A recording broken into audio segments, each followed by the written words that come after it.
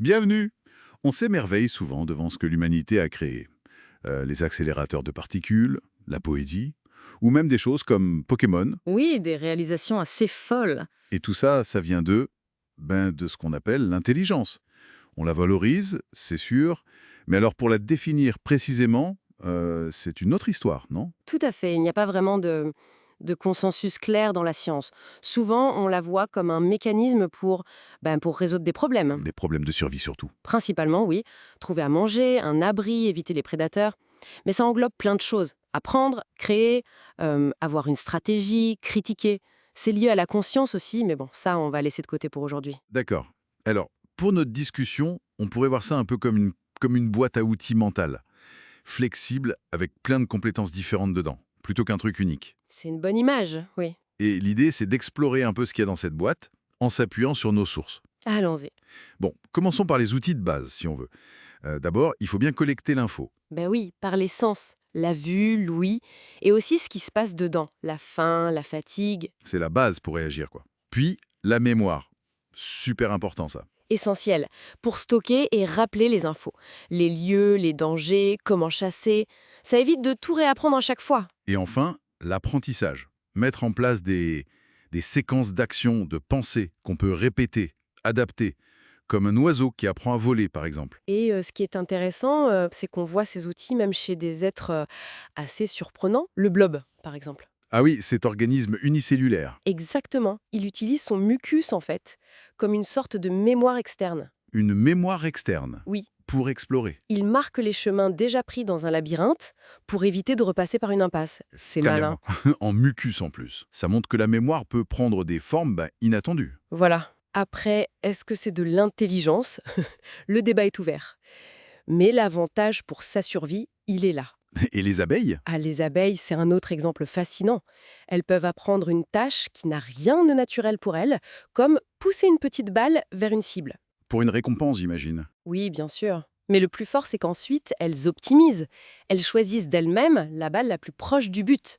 Ça montre une flexibilité, une adaptation assez bluffante. C'est déjà impressionnant, ces bases. Mais la boîte à outils, elle peut être encore plus sophistiquée. Ah oui, Il y a ce que la source appelle la bibliothèque de connaissances. Mémoriser des liens, des associations, des astuces mécaniques. comme les ratons laveurs. Exactement. L'exemple est frappant. Ils deviennent des maîtres pour ouvrir des poubelles, même complexes, et s'en souviennent un an plus tard. C'est tenace. Et ça ouvre la porte à la créativité. C'est-à-dire, La capacité de faire du neuf, de trouver des solutions originales en connectant des idées de façon inhabituelle. comme le raton laveur qui devait faire monter l'eau. Oui. Au lieu de jeter des cailloux dans le cylindre pour atteindre le marshmallow, la méthode apprise, il a juste renversé le truc, Malin. il a hacké le système. C'est ça. Ça montre bien la créativité, sortir du cadre. Et il ne faut pas oublier l'utilisation d'outils physiques. Les primates avec leurs bâtons pour les termites. Ou les pieuvres qui assemblent des coquilles de noix de coco, comme une armure mobile. Incroyable. Et tout ça, ça demande souvent de la planification, j'imagine. Anticiper les étapes, évaluer les options. Absolument. Et là, l'exemple des écureuils est très parlant pour la planification complexe. Racontez-nous. Eh bien, ils ne font pas que cacher leurs noix instinctivement. Non, non. Ils évaluent d'abord la qualité, celle-là, je la mange tout de suite, celle-là, je la stocke. Déjà pas mal. Mais le plus fou, c'est qu'ils font semblant. S'ils se sentent observés par un autre écureuil, ils vont faire semblant d'enterrer une noix. Pour le tromper. Sans blague. Ça veut dire qu'ils imaginent ce que l'autre pense. Ça suggère fortement une sorte de théorie de l'esprit rudimentaire, oui. Comprendre que l'autre a des intentions potentiellement les mêmes que soi. Fascinant. Mais alors, cette boîte à outils, elle n'est pas la même pour tout le monde. Ça dépend du contexte. Ah ben oui, complètement. L'environnement, le mode de vie, ça façonne les outils qui sont utiles. L'écureuil, il est plutôt territorial, il a besoin d'une super mémoire spatiale et de ruse. Et le mouton? Le mouton, lui, vu en groupe, son truc, c'est la reconnaissance sociale. Il peut reconnaître des dizaines d'autres moutons et même des visages humains pendant des années. L'évolution, elle favorise ce qui sert. Développer une capacité cognitive, ça coûte de l'énergie, donc faut que ça vaille le coup, quoi. Logique. Et nous, les humains, dans tout ça, notre boîte à outils est particulièrement bien fournie, on dirait. C'est le moins qu'on puisse dire. Très diversifié. Mais l'ajout majeur, le truc en plus, c'est la culture. Ah oui. C'est pas juste un outil de plus, c'est un méta-outil, si on veut. Un mécanisme pour partager, accumuler, améliorer tous les autres outils à travers les générations. C'est ça qui nous permet de construire des fusées ou des accélérateurs de particules. Des choses impossibles pour un seul individu. Exactement. C'est un multiplicateur phénoménal. Mais il y a un revers à la médaille. Lequel? Mais cette intelligence collective, cette culture, elle a aussi créé des problèmes d'une complexité inédite. Bien plus tordu qu'un sudoku. Le changement climatique, la résistance aux antibiotiques.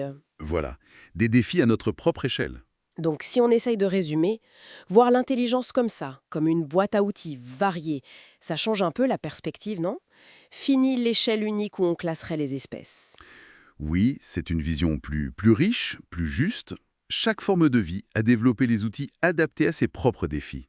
La flexibilité, la diversité des outils, ça semble être important. Et ça nous laisse peut-être avec une dernière pensée.